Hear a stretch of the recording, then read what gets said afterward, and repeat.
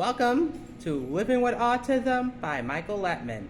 I'm coming from LaGuardia Community College, where I've just finished enjoying part 2 of CUNY's Neurodiversity Conference, which was at this campus. For the opening, I'd like to share with you my recent experiences during the conference, which includes a presentation that I've done with Professor Susan Carpenter. Please enjoy!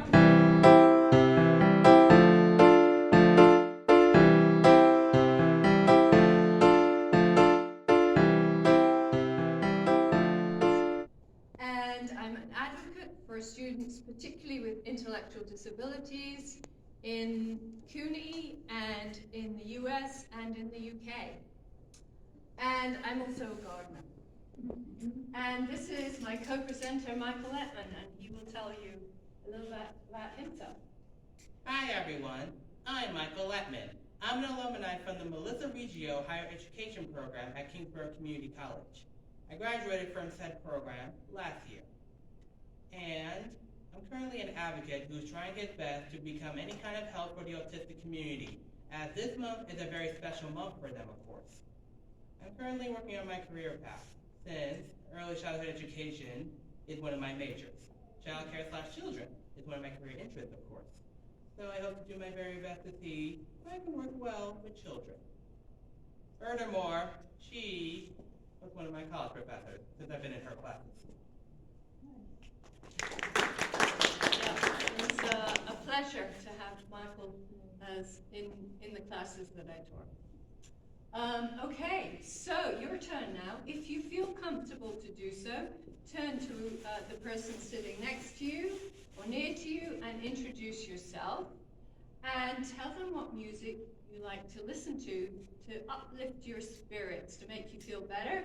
If you don't feel comfortable talking to the person next to you, then jot it down on a piece of paper. All right? So, go right ahead.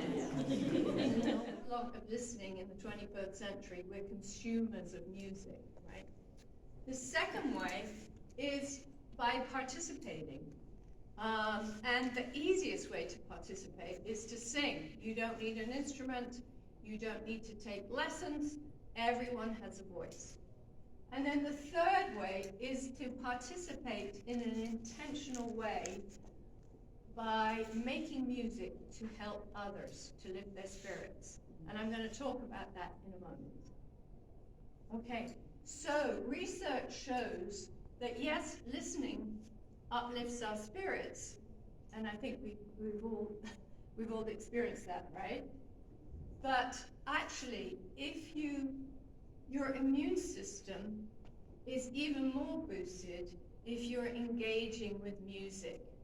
And there was a study done 20 years ago now where a group of people, their hemoglobin, their blood, was tested when they were listening to music. Then it was tested again when they were singing, and their immune system was boosted way more when they were actually singing and engaging in music. So for those of us who are lucky enough to work with young children, Michael is about to do that, singing is part of the daily life in an early childhood center. Morning circle, transitions, goodbyes, etc. So, but unfortunately for many of us, singing is not a daily activity. Unless perhaps you sing in the shower on your own, or perhaps with earbuds on in a car or listening to the radio. So more and more we have become consumers of music. Oh, we just moved, did we? Okay. Okay, yes, thank you. So also movement, singing, dancing goes with singing.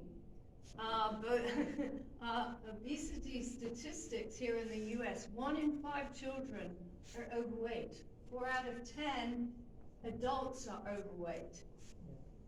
So we're made to move. We're made to work in the fields, right? We're not made to work and sit at desks all day and look at screens. So singing and dancing can help overcome obesity, can help with our breathing, can also uplift our spirits. Thank you. Neurodiversity and etymology. So the word autistic is Greek, and it means auto, meaning self. And I'm going to talk about altruism now, which is an act of helping others. And it's French, from Auguste Comte, and it means the other, an altruistic act. And here in New York, we hear about people jumping onto the subway line to save somebody, not thinking of themselves, and that is an altruistic act. So we don't normally think about autism and altruism as going together, but I think the root of autism is questionable, and certainly for my former student Michael, he's really using his music altruistically. So that's something to think about. So in terms of neurodiversity, is the glass half empty or half full? Depends how you look at it, yes? Mental health and autistic girls, particularly in the UK, there are really troubling statistics, and they're good at masking their autism. Dyslexia, processing difficulties. I don't know if you saw the first sign. I made well-being 2 words, okay? Undiagnosed dyslexia, I think. ADHD, can't sit still for very long, right? So these are like the half-empty parts of neurodiversity. But if we look at the half-full, autistics often are really creative and have an affinity with music. Dyslexics, there's a majority of entrepreneurs, including Richard Branson, are dyslexic and very creative. ADHD, I was just at a school in New Jersey on Monday. Children there were outside playing, moving, and the teacher said they no longer have quote unquote ADHD, they're moving. They don't have that diagnosis, they don't have those issues anymore. Okay, so research and influences. Making music with the intention of helping others is even more beneficial than just singing for yourself. And I have been greatly influenced and had the privilege of studying with Dr. John Diamond, a holistic healer. He was a psychiatrist originally, and then really spent his life work researching the therapeutic benefits of music, which we can all enjoy. So in his practice and research, he talked about the left and right hemispheres of the brain, the left being the logical, supposedly what often society thinks of autistic people, and the right being of intuition and imagination and creativity. But as Dr. Diamond said, creative activity involves the equal participation of both hemispheres. So this is what we're thinking about when we're being creative, that these parts of the brain are being balanced. So music making for the benefit of others. This little boy here, this was in the Bronx some years ago, his name was Angel, and he's actually blind and autistic, and he was reaching out in the senior center, singing with and for the elder, and he had such enthusiasm and passion for music. And so certainly that idea of autism being self was not the case in Angel's case. So Dr. Diamond strongly believed in the altruistic, pro-social use of human creativity to benefit individuals and society as a whole. Music outreach.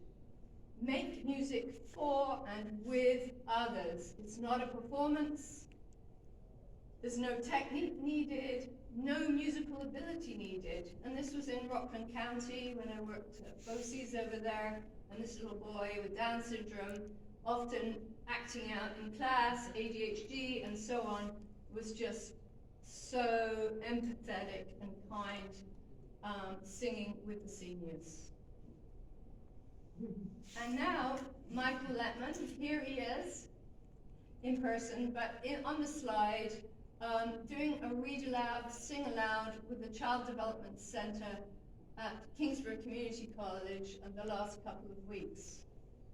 Would you like to talk about that? Oh, of course. So, To start things off, it allowed me to connect with the little one. And how did it make me feel? A good feeling on the inside. Since, of course, childcare/children is one of my career interests, I didn't mind accepting doing read-alouds for those young little adorables. That's what I call kids. In other words, that was a good experience, but sharing something that I made myself with them made me feel so good. I just gotta admit that. So this is Alfie Combs' research in terms of an intrinsic reward. His paper, Risk of Rewards, talks about extrinsic rewards actually interfering with students' lifelong love of learning when we're giving rewards to them. Intrinsic rewards and altruism. Now, we did have a YouTube link of Michael, and you can go on Michael's YouTube channel to see him giving his read aloud, sing aloud to the children, Michael Lettman YouTube channel, Brush Your Teeth. But seeing he's here, he has his book with him, and so he's going to share it with you and sing it for you. Of course. Thank you. As Professor Carpenter mentioned, if you visit my channel on YouTube, you can check out that video on my channel to see how I managed to have done well singing to those young adorables. Since I'm here in person, I will present the book I made myself when I was in one of Professor Carpenter's classes. It involves song lyrics I've made up myself, and I made it into a book. It was for an assignment. It's a tiny little book, and of course when you have the young children close by, it's fine, so. I gotta admit, I meant to memorize the lyrics, so showing the pages can be difficult, so I'm just gonna sing out loud. I would just sing it if you like. That better. Yeah, rather than turning the pages. All right. It's up to you. No, sure thing. You know then? I'm just gonna, you know what? I'm gonna do this. I'm about to sing, everyone.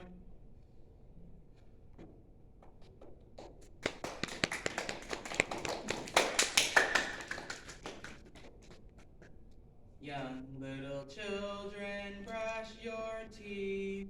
You can make them nice and clean. You'll make sure they're not dirty. Your teeth will be so happy. Young little children, brush your teeth. Nice and clean for you and me. Great. And we have a story, actually. My colleague, Professor Sawyer, has a little girl, and she didn't like to brush her teeth, and now he sings the song, and now she brushes her teeth. That's great. So, so this little boy here, again from Rockland Bosse's, he had ADHD, he also was hearing impaired, and he was really difficult in the classroom.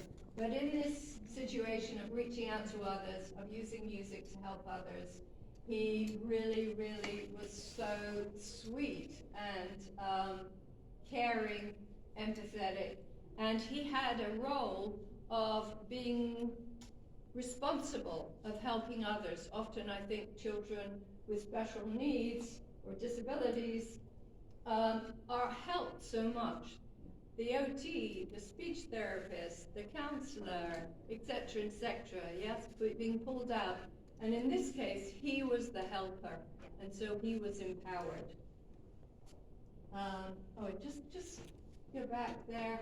Yeah, so here, Alfie Cohn writes, students who are encouraged to think about grade stickers or other goodies become less inclined to explore ideas, think creatively, and take chances. That's an interesting idea. Okay. All right. Autism and musicality. Dr. Stephen Shaw was at Kingsborough just When was it? Last week? Last week. Last week, thank you. Autistic professor of special education at Adelphi University. And he said specifically how music had really helped him. You can look at his website and you can see him play piano. But he says music helps everybody. You don't need to have autism to be helped by music. Okay, so I think that's really important in terms of this conference. Whether you are on the spectrum or have neurodiversity or not, music can be uplifting and helpful. Okay, what can we do now? We're going to sing You're My Sunshine. Okay, so I thought we'd start with this because everybody knows You're My Sunshine, all right? So here we go. You are my sunshine, my only sunshine. You make me happy when skies are gray. You'll never know, dear, how much I love you. Please don't take my sunshine away. Yes. Well, now I would like you to sing it again, but have a person in mind. You can sing it to a friend or colleague next to you, or you can think of somebody. You can think of parent, loved one, pet. Just be thinking of them as you sing it, as though you're singing it to them. All right, here we go. You are my sunshine, my only sunshine. You make me happy when skies are gray. You'll never know, dear, how much I love you. Please don't take my sunshine away. Beautiful. It had a different quality, yeah? Did you hear that? Very different. Okay. And yeah, as I was saying, singing and dancing and moving go together. They do. Okay, I'm gonna give it a go. So Michael will sing it through once, and then we'll join in, and you'll catch on very quickly. Okay, here I go. I like the flowers, I like the daffodil, I like the mountains, I like the rolling hill, I like the fireside when the lights are low. Boom diada, boom diada, boom diada, Here we boom go. diada, boom. I like the flowers, I like the daffodils, I like the mountains, I like the rolling hills, I like the fireside when the lights are low. Boom diada, boom diada, boom diada, one more time. I like the flowers, I like the daffodils, I like the mountains, I like the rolling hills, I like the fireside when the lights are low. Boom diada, last time now. Thought you'd like to sing Young Little Children, all right? So we've got the lyrics up for you, and Michael will lead it. And for the record, it's called Brush Your Teeth. Brush your teeth. Thank you. Thank you. Of course. So, everyone, I will sing it once again, and then I'd like for you to try and sing it. So here I go. Young little children, brush your teeth. You can make them nice and clean. You'll make sure they're not dirty. Your teeth will be so happy. Young little children, brush your teeth. Nice and clean for you and me. So, yes, it's to the tune, the melody of Twinkle Twinkle, and the lyrics by Michael. Yeah. Okay, so, want to stand up? So, I'll sing it again. Try to sing it with me. Like a sing-along, of course. So, on the count of three. And just a record, we'll go after one, okay? 3, 2, 1. Young little children, brush your teeth.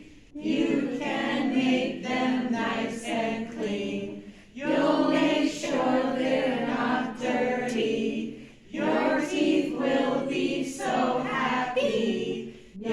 little children, brush your teeth, nice and clean for you and me. One more time. Young little children, brush your teeth, you can make them nice and clean. You'll make sure they're not dirty. Your teeth will be so happy. Young little children, brush your teeth, nice and clean for you and me. All right.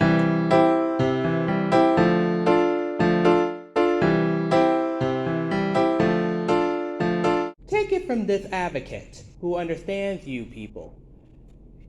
There's one thing I learned about a little problem with the autistic community. I feel sorry for how much they've been struggling with their career paths. You gave an excellent example. I gotta admit. A high percentage rate of the autistic community being unemployed and underemployed. Oy, they've been struggling getting jobs. Furthermore, as you described, it's hard to find a job that you can be well suited with, something that you won't mind having for a long time. A career, I mean, not something. In other words, finding a job that suits your career interests, a job that you can be happy with for the rest of your future life. That is what needs to be satisfied. Plus, if you end up a job where you're not satisfied with, but the money is worth it, I guess that can be worth it because, I mean, if it's a highly paid position, that's worth it. But if you're not that happy with it, then you have to choose. Give up on it, or try to hold on to it, because even if you did quit, you know how hard it can be to find a job these days? If you all understand what I mean. Thank you. Thank you. Those are all very good points. Hey Michael, after your comment on what you went through during your career path, it made me feel sorry for you. I mean, you're familiar with how us on the spectrum have troubles with our career paths, especially the high percentage problem when we have a hard time getting jobs. So you can't hear me? Oh, I couldn't hear you. Said what song again? I'm just going to get to the point. I felt sorry for what happened to you on your career path, which was bad.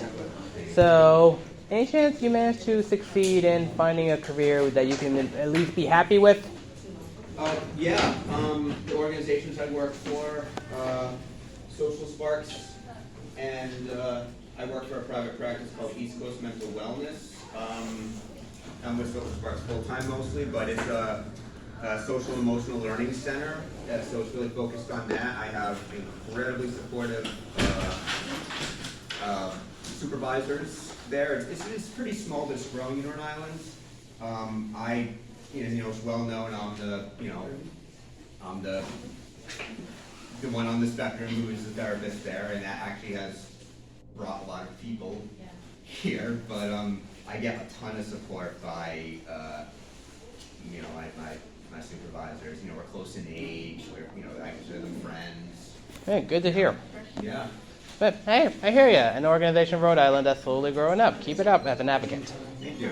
How did you and your organization become aware of those who have been struggling on their career paths? Well, we started in 2004 in Denmark, and they brought the organization to the U.S. in 2016. And really, the reason is because it's an 85% an underemployment rate of neurodivergent people, and that's just an intolerable number. And so we're just doing our best to chip away at corporate to see if they can change some of their practices that are typically sorting people out. Well, one thing's for sure, you became aware of that high unemployment rate percentage thing. Did you? I did. I became aware of it as an advocate. Yeah, and I think that's part of the problem, is that a lot of people don't know until they become advocates. That's unfortunate. It is. Well, live and learn. No longer at LaGuardia Community College. Professor Carpenter and I managed to have done so well with our presentation. I even got to share my song/book with everyone as part of it. Even though there weren't any kids around at the time, of course. It was okay. Even advocates can enjoy my work. Plus, we had our own sing-along too.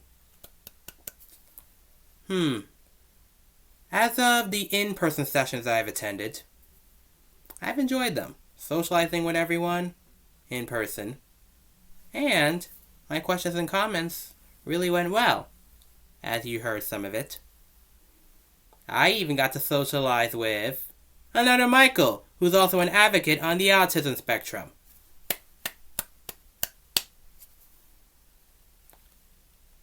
As of a future update, which I've described from one of my videos, I've now recently experienced part 2 of CUNY's Neurodiversity Conference, which was in person. After all that recent experience, it feels like my status as an advocate is slowly going up. Please stay tuned for more of Living with Autism by Michael Lettman during Autism Awareness Month of 2024. That is all.